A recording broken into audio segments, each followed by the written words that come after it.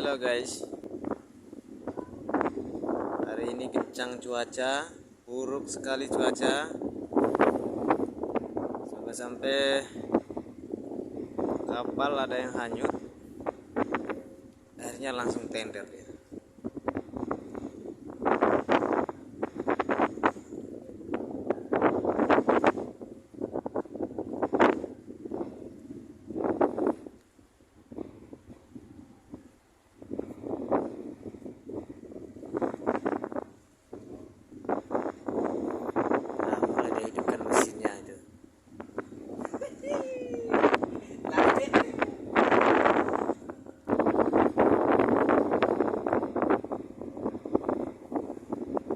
Sangat buruk cuaca.